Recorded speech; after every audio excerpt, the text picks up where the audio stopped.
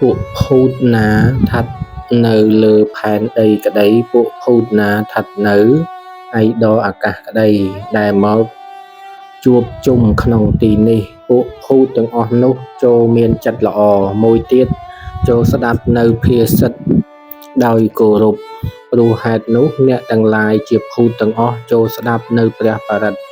ចូលធ្វើនូវមេត្តាចិត្តដល់ពពួកសត្វ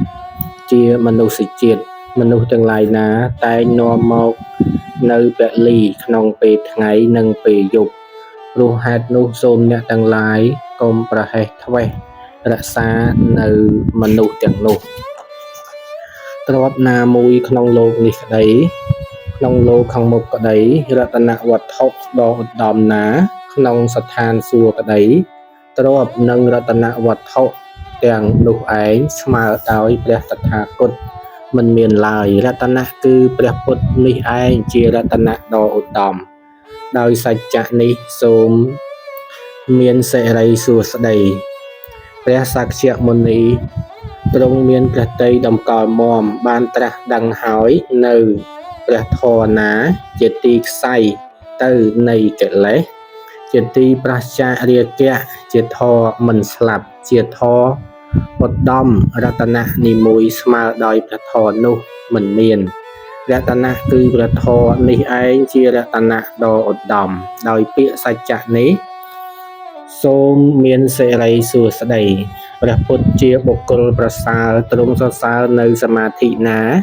ថាជាធម៌ដ៏ស្អាត បណ្ឌិតទាំងឡាយពោលហើយនៅសមាធិណា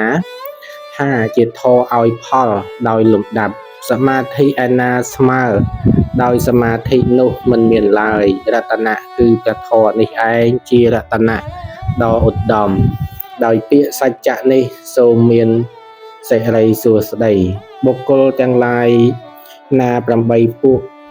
ដែលពួកសប្បុរសសរសើរហើយរាប់ជាគូមាន4គូ បុគ្គលទាំងឡាយនោះជាសាវករបស់ព្រះសុគត លោកគួរដល់ទក្ខិណាទាន ទានទាំងឡាយដែលបុគ្គលឲ្យហើយចំពោះទក្ខិណីយបុគ្គលទាំងឡាយនោះជាទានមានផលច្រើន រតនៈគឺព្រះសង្ឃនេះឯងជារតនៈដ៏ឧត្តម ដោយពាក្យសច្ចៈនេះសូមមានសិរីសួស្តី អរិយបុគ្គលទាំងឡាយណាក្នុងសាសនានៃព្រះសម្ពុទ្ធព្រះនាមគោតមប្រកបត្រូវល្អហើយមានចិត្តខ្ជាប់ខ្ជួន ឥតមានសេចក្តីប្រាថ្នាឡើយ អរិយបុគ្គលទាំងឡាយនោះដល់ហើយនៅអរហត្តផលសម្រេចហើយនៅព្រះនិព្វាន បាននៅការរលត់កិលេសដោយទទេឥតមានទិញដូរឡើយ ហើយទទួលនៅផលរតនៈគឺព្រះសង្ឃនេះឯងជារតនៈដ៏ឧត្តម ដោយពាក្យសច្ចៈនេះសូមមានសិរីសួស្តី សសរគោលដែលគេបោះភ្ជាប់នឹងផែនដីជារបស់មិនកម្រើក ញាប់ញ័រដោយខ្យល់ព្យុះដែលបក់មកអំពីទិសទាំង4យ៉ាងណាមិញ អ្នកណាពិចារណាឃើញនៅអរិយសច្ចៈទាំងឡាយ តថាគតហៅអ្នកនោះថាជាសប្បុរសមិនញាប់ញ័រដោយលោកធម៌ទាំងឡាយ ដោយសសរគោលដូច្នោះឯង រតនៈគឺព្រះសង្ឃនេះឯងជារតនៈដ៏ឧត្តម ដោយពាក្យសច្ចៈនេះសូមមានសិរីសួស្តី អរិយបុគ្គលទាំងឡាយណាធ្វើឲ្យជាក់ច្បាស់នៅអរិយសច្ចៈទាំងឡាយ ដែលព្រះតថាគតព្រះអង្គមានប្រាជ្ញាដ៏ជ្រាលជ្រៅសម្ដែងប្រពៃហើយអរិយបុគ្គលទាំងនោះទុកជាប្រមាទដ៏លើសលប់ក៏ដោយអរិយបុគ្គលទាំងនោះគង់មិនកាន់យកភពជាគម្រប់8 គឺមិនកើតទៀតហួសពី7ជាតិឡើយ រតនៈគឺព្រះសង្ឃនេះឯងជារតនៈដ៏ឧត្តម ដោយពាក្យសច្ចៈនេះសូមមានសិរីសួស្តីសង្យោគចនៈកិលេស3យ៉ាងគឺសកាយតិដ្ឋិ វិជកិច្ឆា និងសីលបតបរាមាសៈ ណាមួយធម៌ទាំងឡាយ3នោះសោតាបណ្ណបុគ្គលនោះបានលះបង់ហើយ ជាមួយនឹងទស្សនៈសម្បទា